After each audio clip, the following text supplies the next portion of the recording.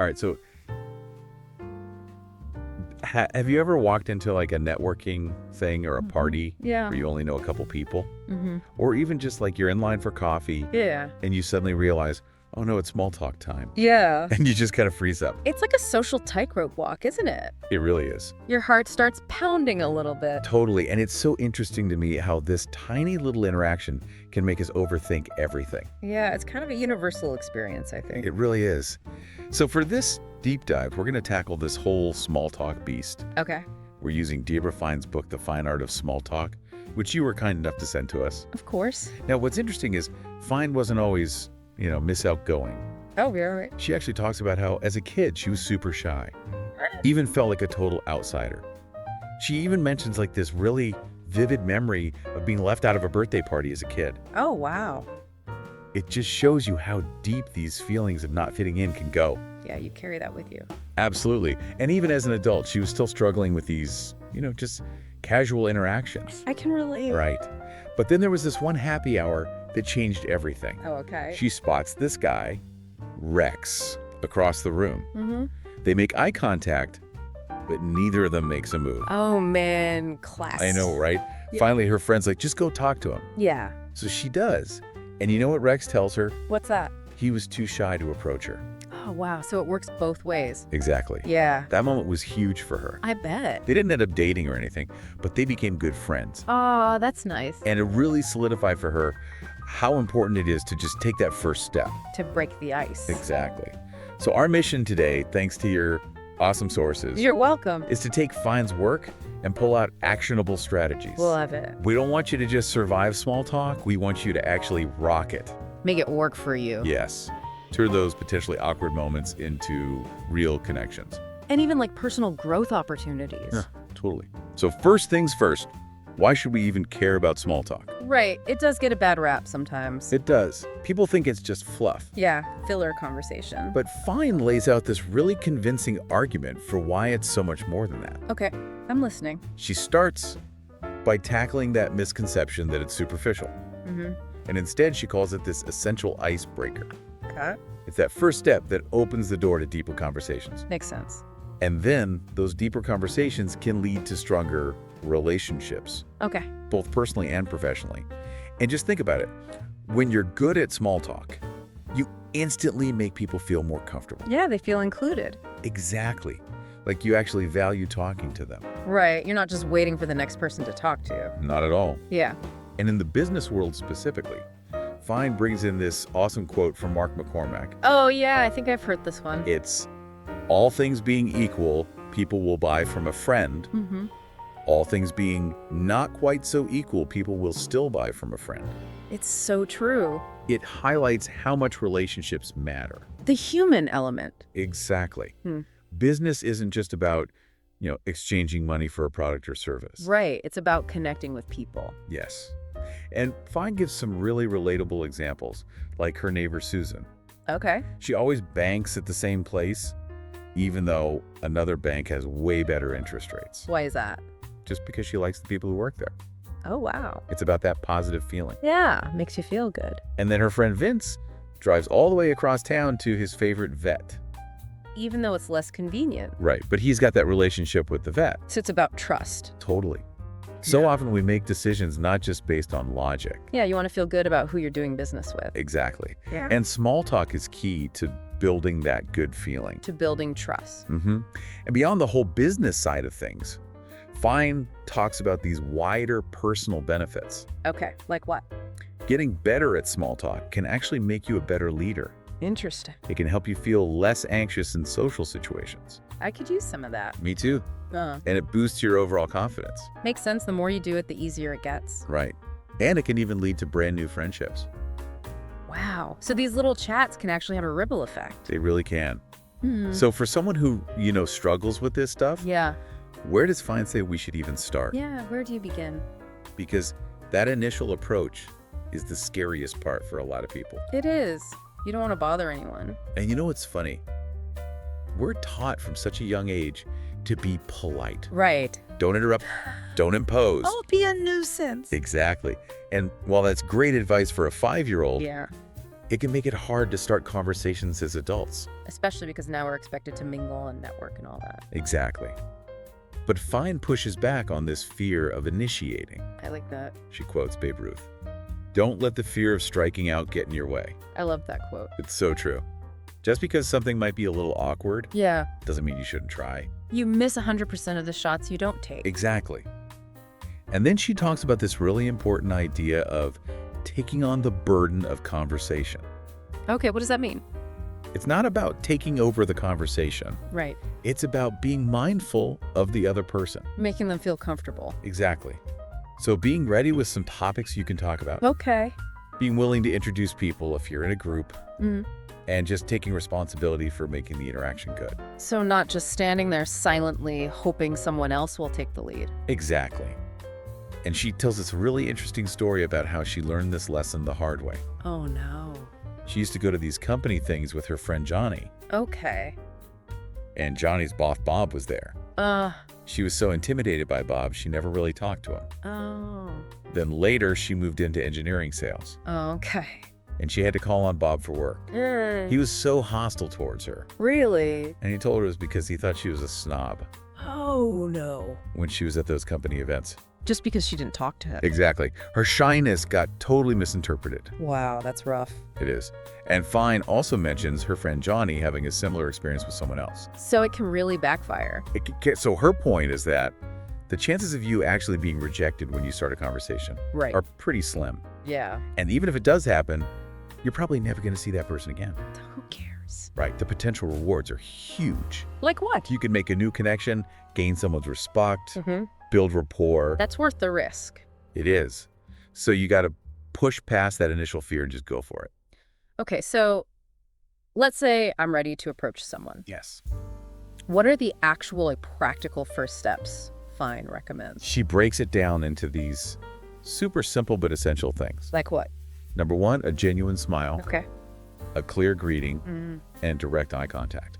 Simple but effective. Right. It sounds basic, Yeah. but these nonverbal cues are so powerful. They show your approach. Exactly.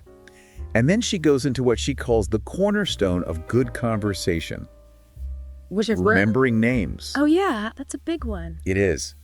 She says when you're introduced to someone, repeat their name right away. So like, nice to meet you so-and-so. Exactly. And then try to use their name naturally in the first few minutes of talking. Okay. And if you blank, which we all do, Yeah, all the time. it's better to just admit it and ask them to remind you. Don't try to fake it. Never. She even tells this funny story about someone trying to use that line on her. What line? You know, I bet you don't remember my name. Oh, yeah. And she was just like, you got me, please remind me. Honesty is the best policy. It is. And she stresses how important it is to pronounce names correctly. Especially for names that are maybe less common or from a different culture. Exactly. Right. It shows respect and that you're actually interested in them. And not making that effort can kind of make you seem careless. For sure. And she ties this into this bigger idea of being a good host in a conversation. A good hope. Yeah, like someone who makes everyone feel seen and welcome. Okay. She even talks about how she consciously took on that host role at a dinner party once, Oh, wow. just making sure everyone felt included. I like that. And even in those situations where you think someone should totally remember you, Yeah.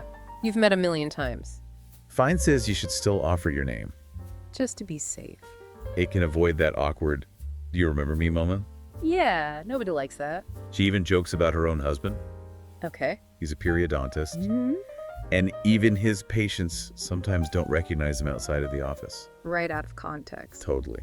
Yeah. So, always better to be safe than sorry. Okay, what about that feeling of dread when you have to actually cross the room to talk to someone? Oh yeah, I hate that. What does Fine say about that? She says most people are actually relieved when someone else takes the initiative. Really? Yeah, they're probably feeling just as awkward and unsure as you are. That makes sense. So when you approach them, you're almost doing them a favor. Taking the pressure off? Exactly. Like you're saving them from that awkward standing around moment. You're a conversation hero. Exactly. Okay, so you've approached the person, you've exchanged names. The hardest part is over. Right. But how do you keep the conversation going? Beyond just like, hey, nice weather. Yes. Yeah. Fine says ditch those vague invitations to chat. Okay, so be more direct. Exactly. Say something or ask something that actually invites a response. Give me an example. Like you could comment on something specific about the event you're at, Okay. or mention a movie you saw recently or a book you read, or if you're at a conference, ask them about a session they went to, Oh, that's good. right? And she also talks about how useful it is to have some easy openers ready Okay. that are tied to your surroundings or a current event. So like if there's a big game coming up. Exactly. Or you could offer a sincere compliment. But she stresses that it has to be genuine. Oh, yeah, absolutely. Yeah. But the real secret weapon, she says, What's that? is being genuinely interested in the other person Okay. when you're actually curious about them. It's flattering to them. Makes them feel special. And it makes you a more interesting person to talk to. That's counterintuitive. I know, right? Huh? But she says, don't worry about having nothing in common. Because everyone has something interesting about them. Exactly. She uses this great analogy of peeling an onion. Peeling an onion. Yeah. As you talk and listen, you uncover these layers. Oh, And yes. you often find these unexpected shared experiences or interests. That makes sense. She tells the story about meeting a guy named Bob at one of her own workshops. Okay. And they just randomly started talking about where they were from. Uh-huh. And it turned out they had both lived in the same house, No. years apart. What are the chances? I know, right? So you never know what you might discover. So true. Yeah. Okay, but what about those situations where you want to join a conversation that's already happening? Ooh, yeah, that's tough. How do you do that gracefully? Fine has some steps for that too. I'm all ears. First, show you're interested in what's being said. Like, make eye contact? Yes, not alone. Don't just stand there looking bored. Right. And then wait for a natural pause. Okay. When there's a lull, you can jump in with a comment that connects to what they were talking about. Oh, okay. Or if the conversation keeps going and you need to excuse yourself, Yeah. you can just say something like, "It was great chatting. I'll catch up with you later." Oh, that's a good one. Right.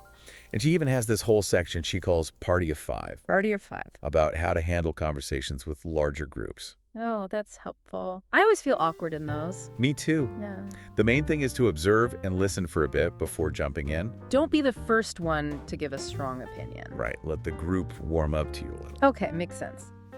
So now you're in the conversation. Yes. How do you keep it from dying a slow death? This is where asking good questions and really listening come in. The dynamic duo.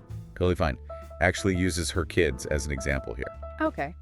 She says when she'd ask them, "How was school today?" Yeah. they'd just say, "Fine." Classic kid answer. Right. So she started asking more open-ended questions. Okay, what are those again? Ones that can't be answered with just a yes or no. Oh. She gives some examples like, "Describe for me," or "Tell me about," or "How did you," or "What was that like for you?" Okay. And then it's not enough to just ask the question. You have to actually listen to the answer Exactly.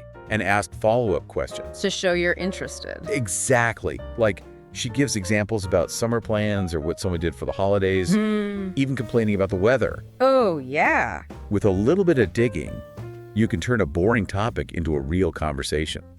I like that. And she talks about being observant too, right? Yes, she calls it being an astute observer. Astute observer. I love that. And using what she calls free information, Free information. like noticing someone's name tag or what company they work for, Okay. or even things they mention in passing, like their hobbies. Yeah. Or visual cues, like if they're wearing a pin or a team jersey. Oh, yeah. You can get a lot from those. You can, and then she talks about this really important thing, What's that? active listening. Okay, so not just hearing what someone's saying, but actually listening. Yes. She tells this story about Nick and his dad. Okay. Nick's dad would read the newspaper while Nick was telling him about his day. Oh, no. Even though Nick's dad could repeat back the facts later, Yeah. Nick didn't feel heard. Because his dad wasn't really present. Exactly. Yeah. So Fine says it's about those nonverbal cues, like eye contact and nodding, Okay. and avoiding distractions. Because you're far away. Yes. But it's also about using verbal cues. To show you're listening. Exactly. Like saying things like, "Tell me more," or, I see," or, "That's interesting." Keeps the conversation flowing. It does.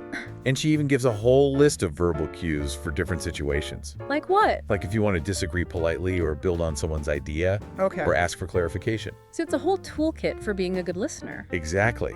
And she does say, be careful about being too quiet. Oh, yeah. You don't want them to think you've zoned out. Right. You need to give some feedback. And she also says repeating back specific details can be really helpful. Yes. It shows you're paying attention, and it Oh, can yeah. actually de-escalate tension Interesting. if you're in a tricky conversation. Okay. And of course, don't just drift off mentally. Oh, yeah, that's the worst. She tells this funny story about a business lunch where the person she was with was totally checked out. Oh, no. It was so awkward. Okay, so what about those times when you're talking to someone you already know? It's like an acquaintance or someone from work. Yeah. And the conversation starts to feel stale. How do you revive it? Fine says use what she calls getting a history lesson questions. Okay, history lesson question. Like ask them about how they got started in their business or how things have changed over time. Oh, that's smart. It can uncover all sorts of new stuff to talk about. You're basically interviewing them in a casual way. Exactly. And she even suggests brainstorming some open-ended questions ahead of time. Oh, that's good if you're going to a networking event or something. Yes. Okay, now what about those dreaded awkward silences? The pregnant pauses. Yes. How do we avoid those? Yeah.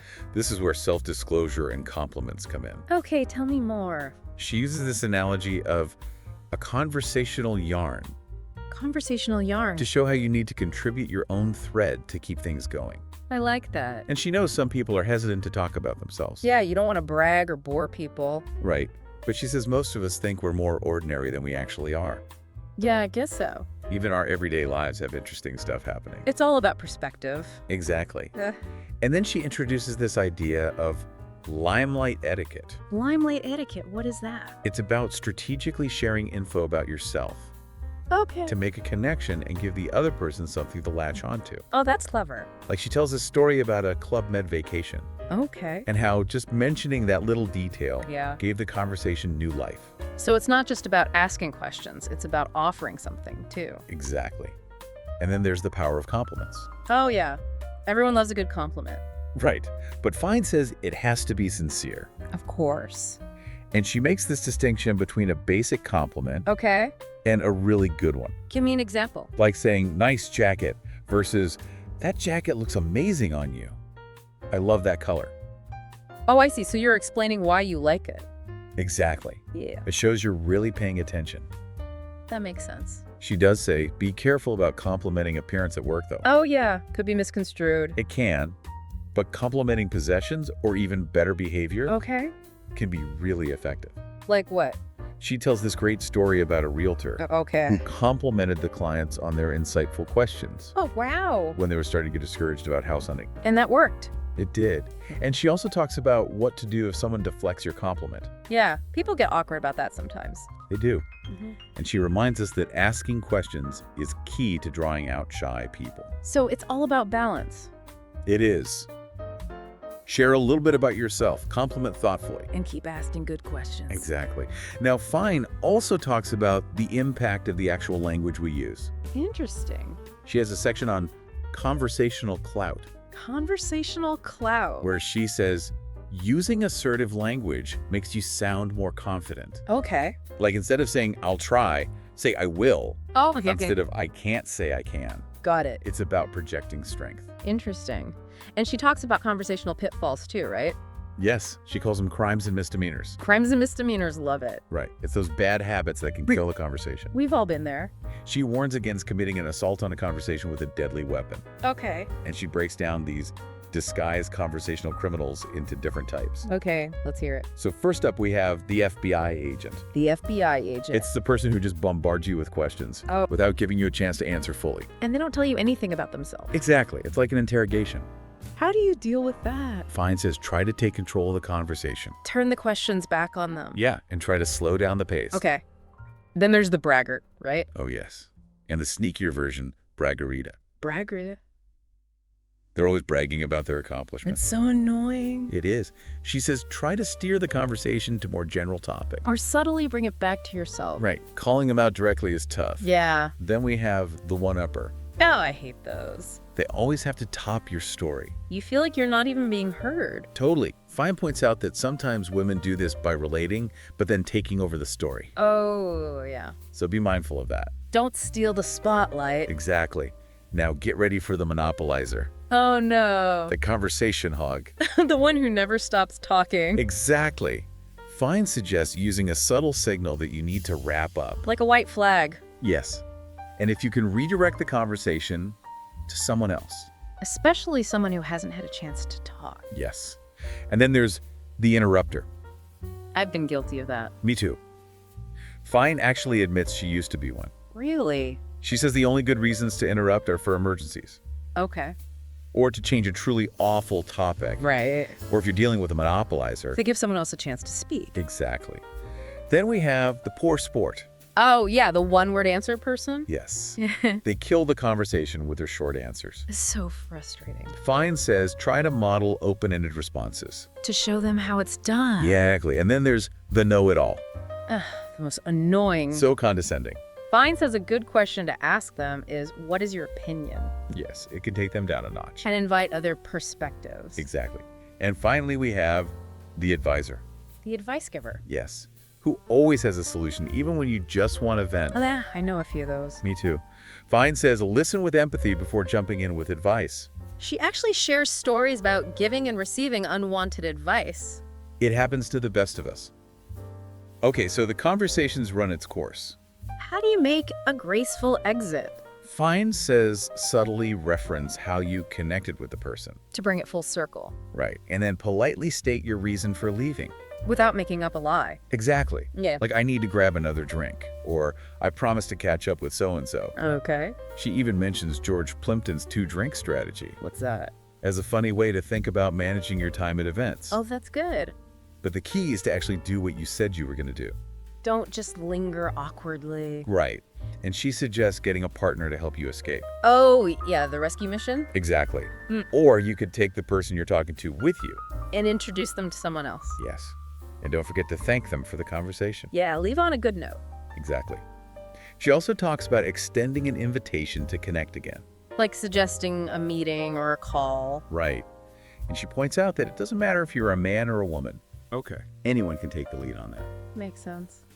And after you exit, have a destination in mind. Yes. Don't just wander around aimlessly, It can make you look lost. and you might accidentally offend the person you just left. Right, so be intentional. And like anything else, practice makes perfect. The more you do it, the smoother it gets. Exactly. Yeah. So towards the end of the book, Fine does a nice recap of the key takeaways. Oh, that's helpful. It's a section called 50 Ways to Fuel a Conversation. 50 ways to fuel a conversation. It's a reminder of all the stuff we've talked about. Like what? Being a good listener, asking open-ended questions, showing genuine interest, remembering names, Okay. sharing a bit about yourself, being enthusiastic, finding that balance between talking and listening, being aware of your body language, preparing topics ahead of time, knowing how to exit gracefully. It's like a cheat sheet. It is. Yeah. And then she has some specific advice for business professionals. Okay. What's that? She says, be the first to say hello. Take the initiative. Yes. And use open-ended questions. Be mindful of your body language. Prepare some conversation starters. Make an effort to meet new people and leave conversations positively. Don't just fade away. Exactly. And she even tackles the whole dating scene. Oh, interesting. She calls it single socializing, Single socializing. which basically just networking. Yeah, I guess so. She says, when you walk into a place, take a moment to look around Okay. and maybe start by talking to someone of the same gender, To feel more comfortable? right? And then focus on finding common ground. Okay. Ask engaging questions and really listen to the answers. Don't just fire off a list of questions. Right. And offer something about yourself too. Share a little. Exactly. She even gives advice on how to ask for a date Oh, wow. and how to behave on the date itself. Like what? Focus on the other person, be a good listener, be patient, keep your sense of humor. Solid advice. And she tells some funny dating stories too. Oh, I love those. And finally, she ties all these small talk principles into customer service and relationships. So it's not just about meeting new people. Exactly. It's Yeah. about making people feel good, Yeah. using their name, listening to them, resisting the urge to give unsolicited advice. Right. And she gives examples of how to reconnect with people you haven't seen in a while. So it all comes back to making those connections. It does. So as we wrap up our deep dive into Debra Fine's work, Yeah. you are now officially equipped to handle small talk like a pro. Congratulations. You are a competent conversationalist. Own it. And Fine makes it clear that while these tips might seem obvious, Yeah. mastering them takes practice. You have to put in the effort. Exactly. And she tells these really inspiring stories about people who overcame their fear of conversation. And what happened? Like, there was this woman who got a promotion she'd been wanting, Wow, good for her. and a widower who rebuilt his social life. That's amazing. It shows you that these skills can change your life. Powerful stuff. So the key is to keep at it. Don't give up. Fine says, fake it till you make it. Yeah. You'll become an expert.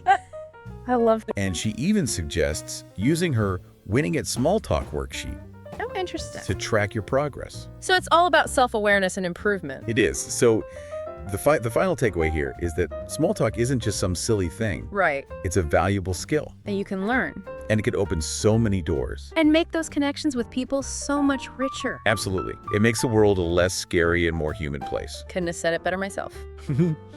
So go forth and chat, The world is your oyster. and let us know how it goes.